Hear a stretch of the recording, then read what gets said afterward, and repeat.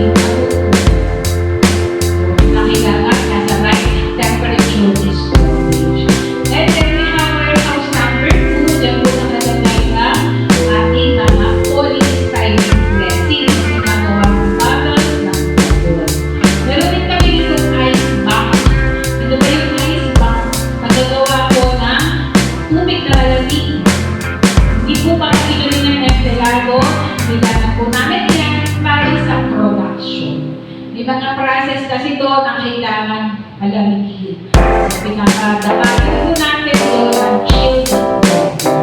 And then we have utilities. Ayan, nakano lang ang boilers, aming cooling tower. Kaya po ang ginagamit namin, boiler is key para sa sterilization ng raw materials, ng mga tangkit at mga pipes. And then, ito naman cooling tower para supply ng sa mga takinan para rin ng global. Then we have warehouse number 1. Dito po nakalagay yung stock natin na mga packaging materials, uniform, supplies, then we have a powerhouse, mga generators po ng factory dyan. And then sa pinakadulo po natin, pinakakikod, meron kami wastewater treatment. Doon po nang nilagay, or dahil pumupunta yung mga tubig na ginamit namin dito sa factory. Yung po dyan, gagawin po yan, i-recycle yung water. Hinihiwalay po natin yung dirt or yung tubig sa tubig. Pagkakita yung tubig, nakapagalan siya sa tapos, nakabalik sa silo. So that way, wala pa tayong water pollution. At tayo po ay monitor ng LLDA or Laguna Development Authority at Laguna. May panalo po tayo doon kasi kung hindi, ako, makakasarado po ang ating very strictly monitor po natin ang wastewater treatment. Question po so far? Question po sila? Pag may question, wag po kayo mahirap tanong. Okay ka po mag-usapan. Ito na lang po building na to. Ayan po yung main building dyan ng mga process area natin. Nandito po sa area na to, bottle making area. Ito cleaner po ay nakailalim tayo ng gawaran ng mga bote ng sa baba po, ang production area natin sa taas, ang general affairs at water control. Ang gitna po nito, vacuum, dito po sa dito, production, dito po yung ating mga loading deck.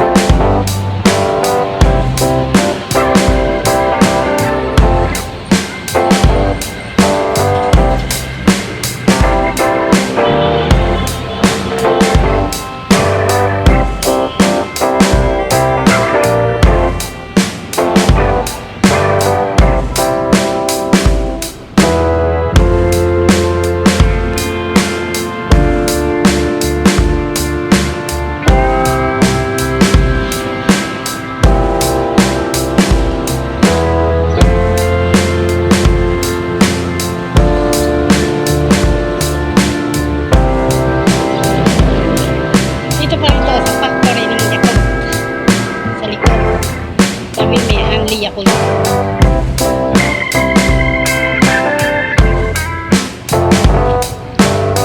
Ang Yakult lang.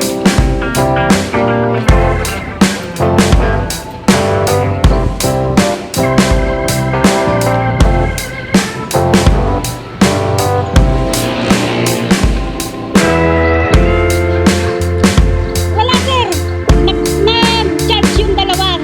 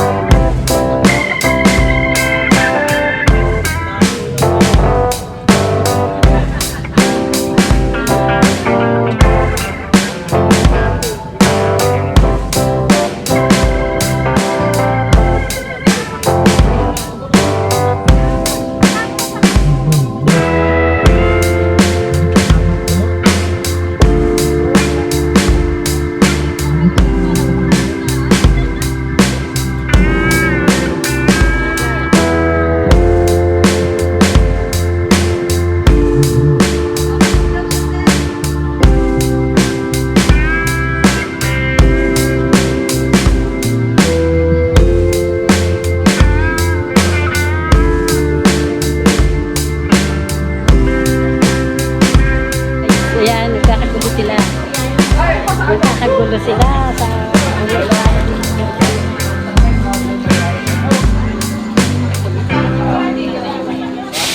kakagulo sila sa pag anong pauwi.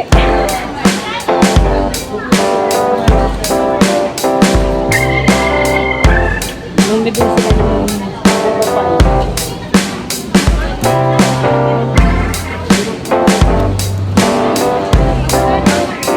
Saan pa kayo?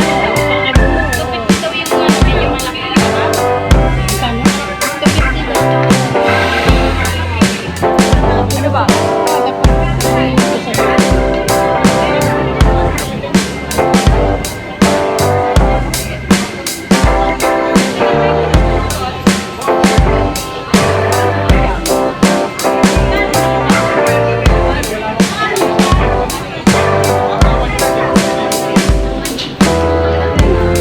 $170 daw yung maliit, $250 yung malaki.